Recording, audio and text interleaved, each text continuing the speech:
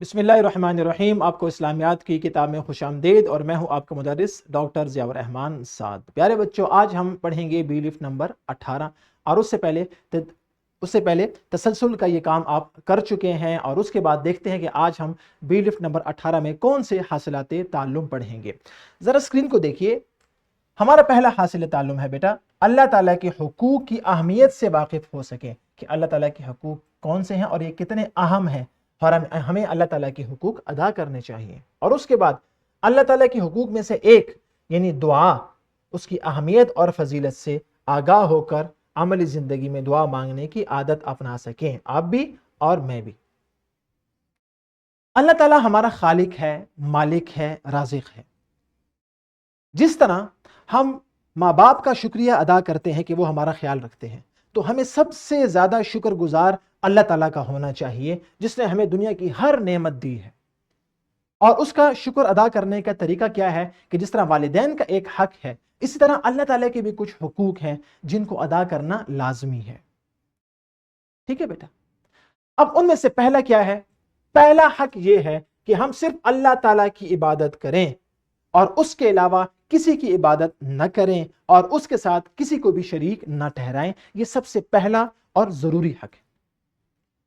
दूसरा हक, हम ये ईमान रखें कि हर चीज का खालिक यानी पैदा करने वाला और उसका मालिक वो अल्लाह ताला है और हमें सबसे ज्यादा अल्लाह ताला से ही मोहब्बत रखनी चाहिए। ये उसका दूसरा हक। प्यारे बच्चों, अल्लाह ताला का तीसरा हक ये है कि उसने जो रसूल सल्लल्लाहु अलैहि वसल्लम दुनिया में भेजे हैं, खातमुन नबीयीन सल्लल्लाहु अलैहि वसल्लम, हम उनकी इत्तिबा करें, उनकी पैरवी करें। यह भी हुकूकुल्लाह में से तीसरा हक है। हुकूकुल्लाह में से चौथा हक वो क्या है? अल्लाह ताला का शुक्र अदा करना कि अल्लाह ताला ने इतनी नेमतें दी हैं। देखिए, आंखें दी हैं ना, आप स्क्रीन देख रहे हैं, आपके घर वाले दिए हैं, माँ बाप दिए, खाना पीना, और ये पहाड़, दरिया, समंदर, ये तमाम नेमतें अल्लाह ने दी हैं। लिहाजा हम इन नेमतों पर अल्लाह का शुक्र अदा करें और इनका दुरुस्त इस्तेमाल करें। अगर आंखें दी हैं तो हम इससे क्या देखें? हलाल चीज देखें, कुरान मजीद को देखें। और अल्लाह ताला से दुआ करना, ये भी उसके हुकूक में से। प्यारे बच्चों, अभी हमने पढ़ा कि अल्लाह ताला के हुकूक में से एक क्या है? उससे दुआ करना। अब दुआ का मतलब क्या है? याद रखिए, दुआ का मतलब है, लुग़वी मतलब है पुकारना या मदद मांगना। हम पुकारते किसको है? अल्लाह ताला को। हम मदद किससे मांगते हैं? अल्लाह ताला से। इसी को हम दुआ कहते हैं। और खुलूस से और आजिज़ी से अपने आप को बंदा समझकर, उसको अपना खालिक, मालिक, राज़िक और माबूद समझकर जब हम उससे मांगते हैं, फरियाद करते हैं और उसको पुकारते हैं, इसको दुआ कहा जाता है। प्यारे बच्चों, दुआ इतनी अहम चीज है कि अल्लाह ताला ने खुद इसका हुक्म दिया है कि उदऊनी, मुझसे दुआ करो, अस्तजिब लकुम, मैं तुम्हारी दुआ कबूल करूंगा। अब अल्लाह ने कितना खूबसूरत वादा किया है हमसे। और दुआ मांगने के बहुत से फायदे भी हैं। नंबर एक, अल्लाह ताला से हमारा ताल्लुक मजबूत होता है और हमें यह यकीन होता है कि सिर्फ अल्लाह ही हमारा सच्चा मददगार है और एक ईमान वाले का ईमान ऐसा ही होना चाहिए।